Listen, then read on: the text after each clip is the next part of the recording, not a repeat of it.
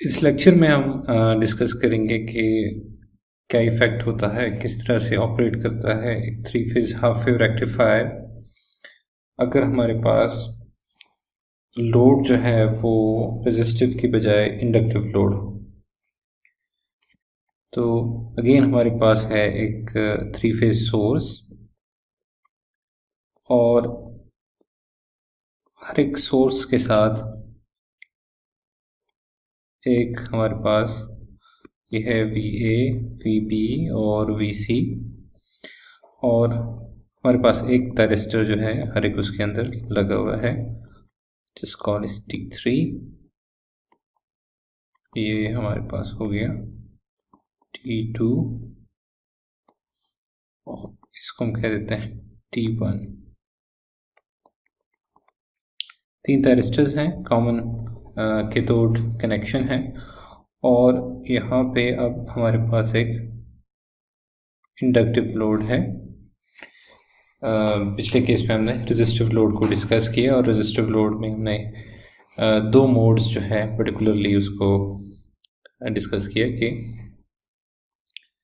हमारे पास π/6 से अगर एंगल कम है फायरिंग एंगल तो क्या इफ़ेक्ट होता है, और अगर π/6 से ग्रेटर है तो दोनों में क्या फ़र्क है, किस तरह से हम उसको एनालाइज करते हैं।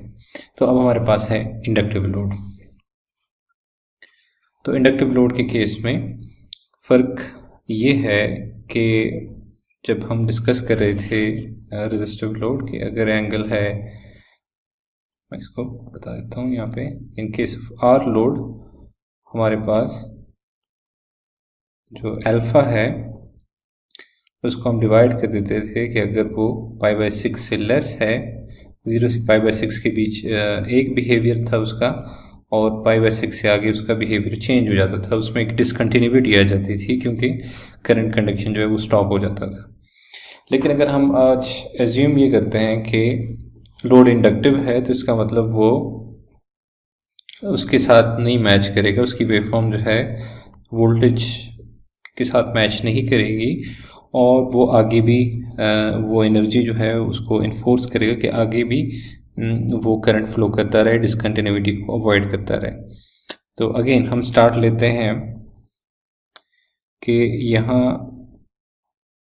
T3 जो है वो कंडक्ट कर रहा है और इस पॉइंट के ऊपर हम T1 को फायर कर सकते हैं, लेकिन हम जो है फायर नहीं कर रहे हैं। रीज़न इज़ कि हम डिले दे रहे हैं, हम अपने आउटपुट को कंट्रोल कर रहे हैं।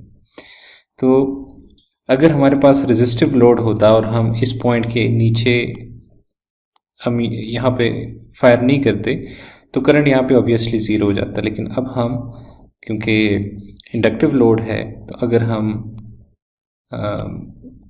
थायरिस्टर को डिले करते हैं उसकी फायरिंग को तो ये स्टिल कंडक्ट करता रहेगा। लेट्स से T3 जो है वो स्टिल कंडक्ट कर रहा है तो स्टिल आउटपुट पे क्या है, VC है। तो यहाँ तक हम कह रहे हैं कि T3 कंडक्ट कर रहा है, इसीलिए V0 जो है हमारे पास इक्वल टू VC है।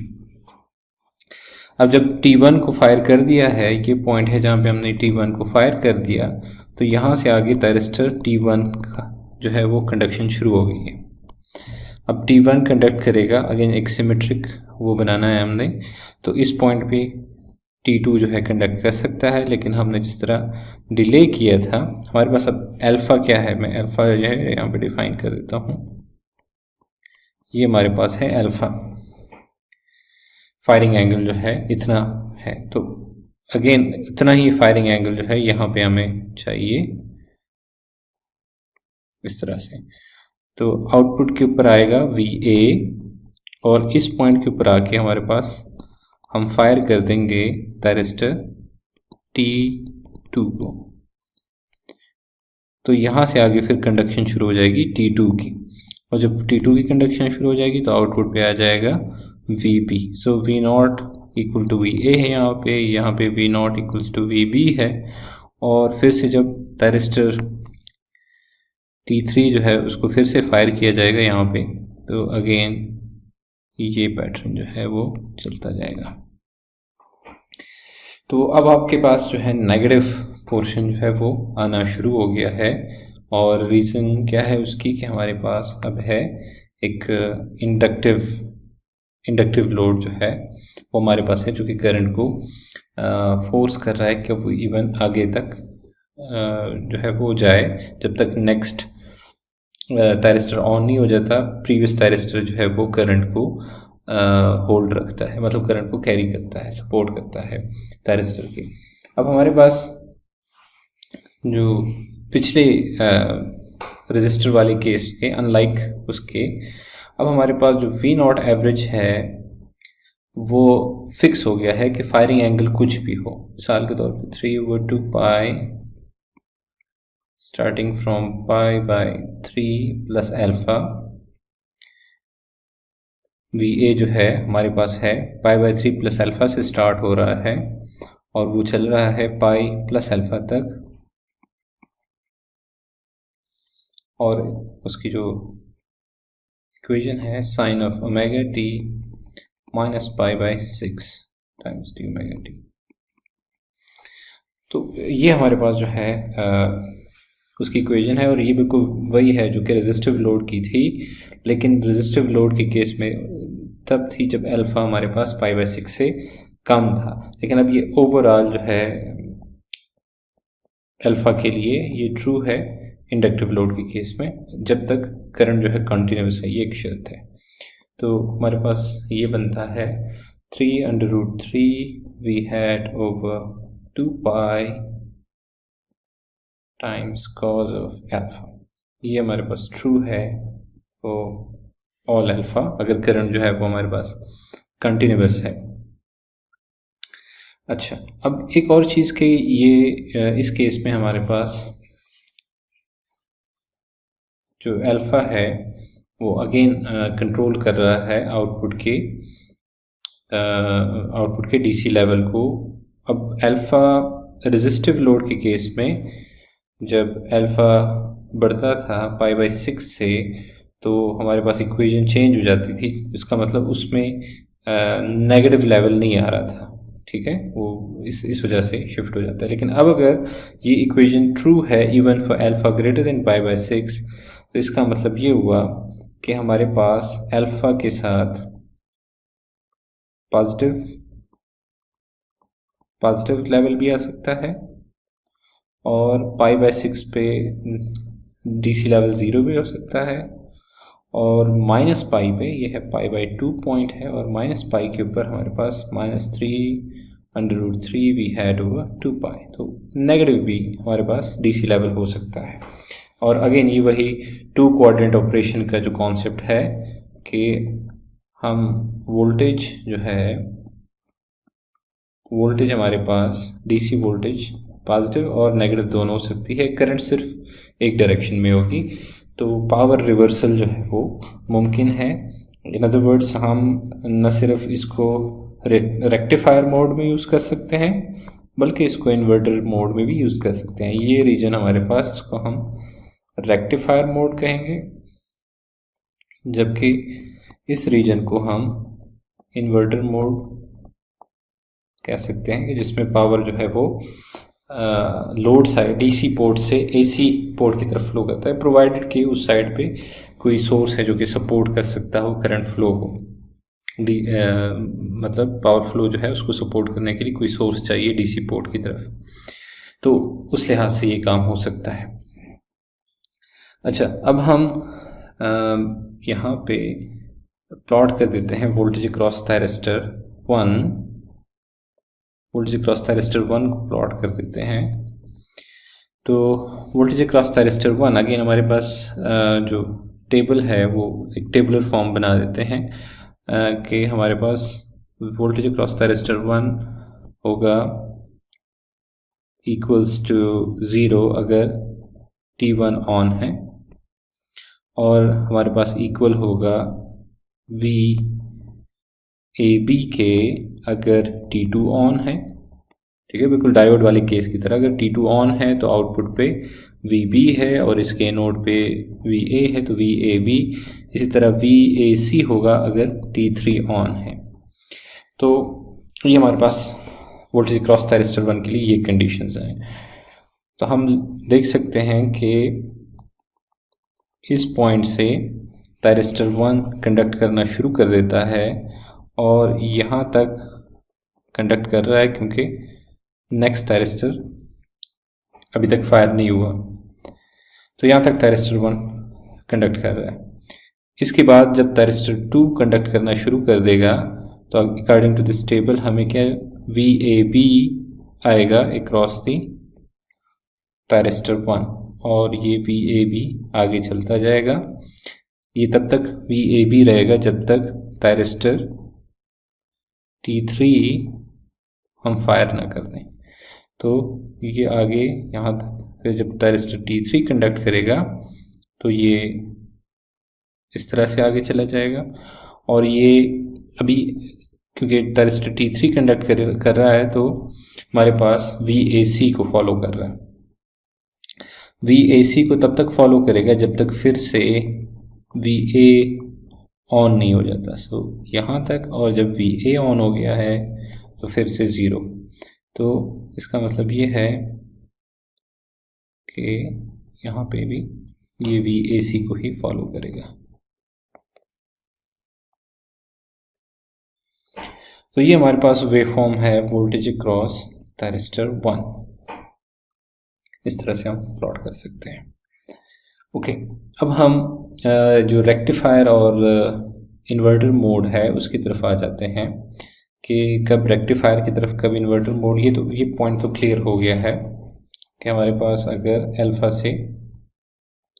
अल्फ़ा जो है π/2 से कम है, ठीक है। जिस तरह अब ये वाला है, इस केस में भी जो अभी हमने प्लॉट किया है इसमें भी अल्फ़ा क्योंकि π/2 से लेस है तो इसका मतलब ये रेक्टिफायर मोड के अंदर ही ऑपरेट कर रहा है।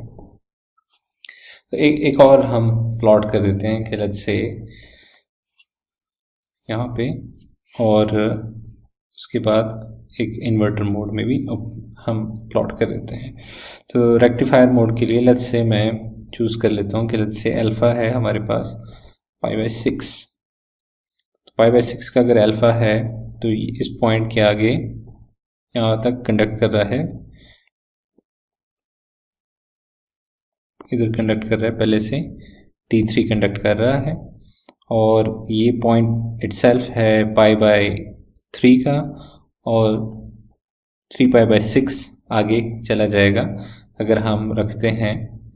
और ये पहले से है π/3 और जब π/6 इसमें ऐड होगा तो 3π/6 जो है वो हमारे पास पॉइंट आ जाएगा जहाँ पे नेक्स्ट फायरिंग होगी, जहाँ पे फायरिंग होगी थायरिस्टर 1 की। तो इस पॉइंट तक थायरिस्टर T3 कंडक्ट कर रहा है, इस पॉइंट के आगे फिर कंडक्शन शुरू हो गई है T1 की। अब इसी तरह से ये आगे यहाँ तक आ जाएगा क्योंकि ये पॉइंट है हमारे पास पाई, और पाई के साथ जब आप ऐड करेंगे π/6 तो वो 7π/6, यहाँ से आगे कंडक्शन शुरू हो जाएगी T1 की। इसके आगे फर्दर फिर शुरू हो जाएगी कंडक्शन T2 की, और ये हमारे पास है T2। इसी तरह से फिर यहाँ से आगे रिपीटेशन, इस तरह से रिपीटेशन जो है वो शुरू हो जाएगी। तो ये हमारे पास है एक रेक्टिफायर मोड के अंदर V0 है, हमने ये प्लॉट कर दिया है V0। और अगेन जिस तरह हमने ये इस वाले पर्टिकुलर ग्राफ के लिए प्लॉट किया है वोल्टेज अक्रॉस थायरिस्टर, उसी तरह से उसी पैटर्न में, या इन अदर वर्ड्स आप यूज़ कर सकते हैं ये वाली इंफॉर्मेशन, ये इंफॉर्मेशन आप यूज़ कर सकते हैं उसको प्लॉट करने के लिए। अब आते हैं इन्वर्टर मोड की तरफ के। इन्वर्टर मोड में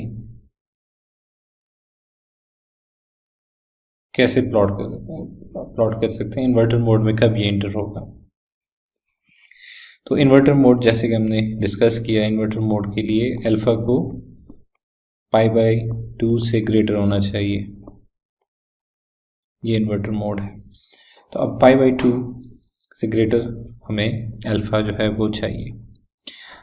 अब ये हमारे पास है अगेन वो क्रॉसिंग पॉइंट है, इससे पहले कंडक्ट कर रहा है हमारे पास VC, आउटपुट पे है VC, और जो थायरिस्टर T3 है वो कंडक्ट कर रहा है।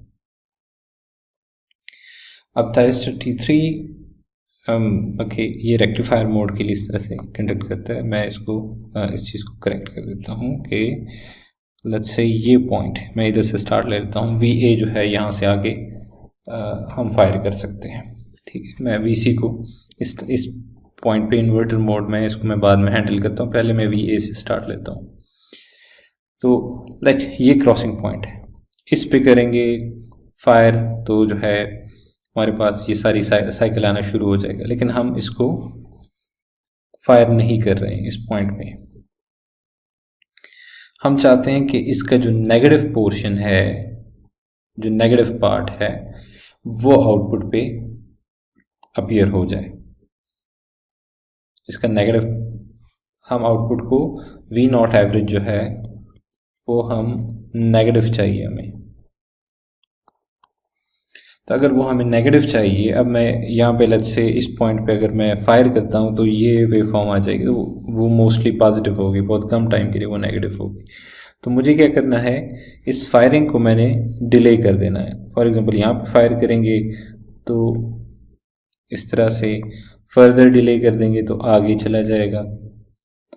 तो इससे होगा ये कि हमारे पास आउटपुट पे नेगेटिव पोर्शन ज़्यादा आएगा, और अगेन एवरेज वैल्यू जो है वो मोस्टली नेगेटिव, वो हमारे पास नेगेटिव आ जाएगी। तो लेट मैं इस पॉइंट पे फायर कर देता हूँ थायरिस्टर T1 को। अब थायरिस्टर T1 को अगर मैं फायर करता हूँ तो ये हमारे पास आउटपुट आना शुरू हो जाती है कुछ यूँ। ठीक है, अब आउटपुट हमारे पास इस तरह से आ रही है, नेगेटिव आ रही है, लेकिन हमने अगर इसको अगर थायरिस्टर जो है वो कंडक्शन मोड में है, मैं यहाँ पे एक स्केच बना देता हूँ। से T1 है, नेक्स्ट है T2, और हमारे पास एक हाईली इंडक्टिव लोड है जिसका करंट है I0। तो VA हमारे पास आउटपुट पे अपीयर हो रहा है हाईली इंडक्टिव लोड की वजह से, आउटपुट पे VA जो है वो आई जा रहा है। अब हमारे पास हो ये रहा है कि VB जो है इस पॉइंट पे एक्चुअली VB पॉजिटिव हो रहा है, लेकिन हमने VB को फायर करने के बजाय VA को फायर कर दिया है। अब हो ये रहा है कि यहाँ पे VC पॉजिटिव हो रहा है, लेकिन हम VC के बजाय अब जो नेक्स्ट फायर कर रहे हैं वो फायर कर रहे हैं, यहाँ पे हमने T1 को फायर किया, और इस पॉइंट पे हम फायर करने लगे हैं T2 को। फायर हम इसलिए कर सकते हैं, कि इसका जो T2 के ऊपर, क्योंकि इस टाइम पे जब T1 ऑन है तो T2 के यहाँ पे VB है और यहाँ पे है VA। जब T1 ऑन है तो T2 के ऊपर वोल्टेज, उसके एनोड के ऊपर वोल्टेज है VB, उसके कैथोड के ऊपर वोल्टेज है VA। तो VA, क्योंकि हम देख सकते हैं कि यहाँ पे VA लेस है VB से, इसका मतलब हम फायर कर सकते हैं थायरिस्टर T2 को इस पॉइंट के ऊपर, और जब T2 को करेंगे तो आउटपुट पे आना शुरू हो जाएगी V0 इक्वल्स टू VB। तो ये आउटपुट पे आ रही है VB। इसी तरह इस पॉइंट के ऊपर हालांकि ग्रेटर हो रहा है VA, लेकिन थायरिस्टर्स का कंट्रोल हमारे पास है। ये डायोड की तरह नहीं है कि खुद ही जो है ना ऑन हो जाएंगे। ये हमारे पास जो थायरिस्टर है इनका कंट्रोल हमारे पास है। तो अगर हमारे पास आउटपुट पे इस टाइम पे जब T2 ऑन है तो आउटपुट पे आ गया है VB, और एक थायरिस्टर जो यहाँ पे है वो है T3, उसके यहाँ पे है VC। तो अब VC ग्रेटर है VB से और आउटपुट पे, क्योंकि VB है उसके कैथोड पे VB है, अगर आप फायर करते हैं तो आपको आउटपुट पे मिलेगा VC। इसी तरह फिर से आप फायर कर सकते हैं T1 को, तो यहाँ पे हमने फायर किया T3 को, यहाँ पे हम फायर कर रहे हैं T1 को। अब इसको अगर बैकवर्ड लेके जाएं इस वेवफॉर्म को, तो ये इस तरह से बनेगी। तो ये हमारे पास V0 आ गई है इन्वर्टर मोड में, और एग्जैक्टली मतलब सीक्वेंस वही है कि पहले T1 फिर T2 फिर T3 ऑन होता है, यही कंडक्शन सीक्वेंस है। लेकिन अब हमने कुछ ज़्यादा इसको जो डिले है वो दे दिया है। इस टाइम पे मैंने इसको डिले दिया है, मतलब जो अल्फ़ा है वो 2π/3 का है, 2π/3 का मैंने इसको जो डिले है वो दे दिया है। तो अगेन आप वोल्टेज क्रॉस थायरिस्टर आप उसी तरीके से फाइंड कर सकते हैं जिस तरह अभी हम करते आ रहे हैं, कि आपने एक टेबुलेटेड फॉर्म अपने पास लिख लें कि जब T1 ऑन है तो हमारे पास है 0, जब हमारे पास T2 ऑन है तो हमारे पास है VAB, जब T3 ऑन है तो हमारे पास वोल्टेज क्रॉस थायरिस्टर है VAC। तो अब आप यहाँ से देख लें इस पॉइंट से पाई से कि पाई के ऊपर आके आपके पास कंडक्शन शुरू कर रहा है, कौन सा थायरिस्टर है जो ये कंडक्शन शुरू कर रहा है, वो है T1। यहाँ से आगे T1 कंडक्ट कर रहा है, तो यहाँ से आप 0 रखेंगे इस नेक्स्ट पॉइंट तक जहाँ पे आप T2 को फायर करें। तो जब T2 फायर हो जाएगा तो T2 के फायर होने पे आपके पास आ जाएगा वोल्टेज क्रॉस थायरिस्टर आ जाएगा, क्योंकि V0 हमारे पास उस टाइम ओके डायरेक्टली स्टेबल को रेफर करते हैं। जब T2 ऑन हो जाएगा तो हमारे पास आ जाएगा VAB, तो हम ज्वाइन कर लेंगे यहाँ से आगे VAB इस तरह से। फिर ये हमारे पास आगे चलता जाएगा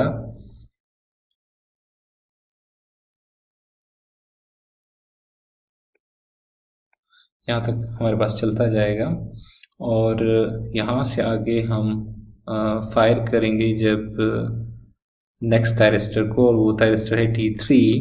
तो T3 के ऑन होने से VAC आ जाएगा अक्रॉस थी थायरिस्टर 1। तो यहाँ से आगे हमारे पास आ जाएगा VAC,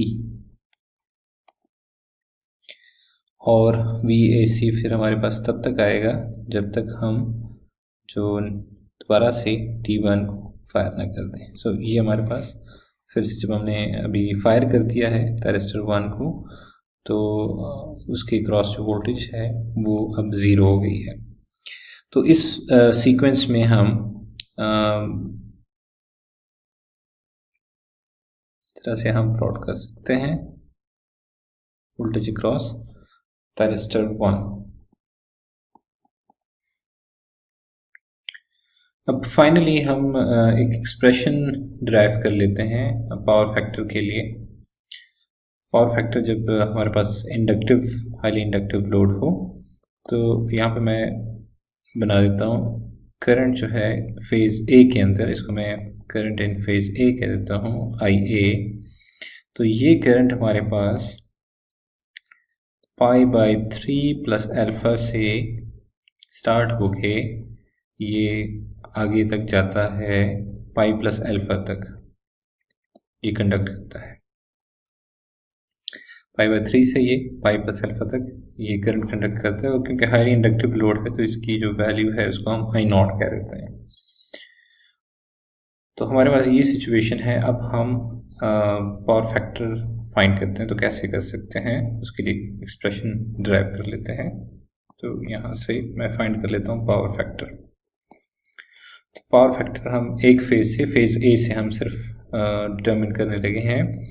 तो हमारे पास इसको मैं कहूँगा PS average power source side पे, और हमारे पास है VSRMS जो कि सिर्फ एक फेज़ का है, और ISRMS फेज़ ए का। तो अगेन क्योंकि साइनसाइडल सोर्स है तो VSRMS हमारे पास होगा equals to V hat over √2, और हमारे पास जो ISRMS है वो हम फाइंड कर लेते हैं इस करंट की वेव फॉर्म से जो अभी हमने ड्रॉ की। तो वो हमारे पास है, स्टार्ट लेंगे from π/3 + alpha up to pi plus alpha, और इस दौरान जो वेव फॉर्म है वो एक कांस्टेंट है I0 dω/t। तो अब अगर हम सिंप्लीफाई करें इसको तो हमारे पास IRMS की वैल्यू आ जाएगी, I0 इसमें से बाहर निकाल दें, हमारे पास है pi plus alpha minus π/3 + alpha. तो इसका मतलब ये हो गया कि हमारे पास है, सॉरी मैंने इसमें स्क्वायर नहीं किया, इसको स्क्वायर करना है और इधर से डिवाइड भी करना है, 3/1/2 पाई, सॉरी कि इसका पीरियड 2 पाई है, अनलाइक आउटपुट इसका पीरियड 2 पाई है, 2 पाई के बाद जो है नेक्स्ट इसका शुरू हो जाता है साइकिल। तो 1/2 पाई, और इसको हमने स्क्वायर किया और अंडर रूट भी करना है। तो मैं यहाँ पे क्लियर थोड़ा सा लिख देता हूँ, ISRMS ये हमारे पास आ जाएगा I0, मैं बाहर निकाल दूंगा क्योंकि स्क्वायर है, और अंदर आ जाएगा हमारे पास pi plus alpha minus π/3 + alpha. So alpha alpha cancel हो जाएगा और हमारे पास 2π/3 रह जाएगा, जिसे हम 2π के साथ कैंसिल हो जाएगा तो हमारे पास √3 रह जाएगा। और अब हम एवरेज पावर फाइंड कर लेते हैं सोर्स, मैं इसको PS एवरेज कह देता हूँ। PS एवरेज इज 1/2 पाई और इंटीग्रेट करेंगे again from π/3 + alpha to pi plus alpha, और हमारे पास है जो फंक्शन वो है I0 times V hat sine ωt dωt। Input voltage जो है वो V हैट साइन ωt है, जो करंट है वो I0 है। तो इसको अगर हम सिंप्लीफाई करें तो I0 V hat over 2 pi और cos of π/3 + alpha minus cos of, again मैं ये चीज़ ये मैंने यहाँ पे मिस्टेक क्योंकि π/6 आएगा। वजह ये है कि हमारे पास फेज़ ए, हम फेज़ ए को डील कर रहे हैं, तो इस वजह से यहाँ पे -π/6 आएगा। तो जब यहाँ पे -π/6 सब्स्टिट्यूट कर देंगे तो यहाँ पे आ जाएगा π/6 + अल्फ़ा, और दूसरी साइड पे आ जाएगा 5π/6 + अल्फ़ा। और ये एग्जैक्टली हम पहले इसको सॉल्व कर चुके हैं। यहाँ पे ये जो इंटीग्रल है इसी तरह का है, तो सिर्फ इसमें मतलब एडिशनल चीज़ किया जाएगी कि इसका जो रिजल्ट है वो बन जाएगा √3 times cos alpha, means √3 times I0 V hat over 2 पाई। तो इसको मैं ऐसे इक्वेशन अगर इसको 1 कह दूँ, ये हमारे पास है 2, ये है 3 और ये है 4। अब अगर सब्स्टिट्यूट करते हैं हमारे पास पावर फैक्टर की इक्वेशन में, तो पावर फैक्टर की इक्वेशन जो कि 1 है उसमें सबसे सब्स्टिट्यूट करें अगर टाइम्स cos अल्फ़ा, तो हमारे पास है ये, इसको अगर सिंप्लीफाई करें, मैं फाइनल फॉर्म लिख देता हूँ, तो 0.67 cos ऑफ अल्फ़ा।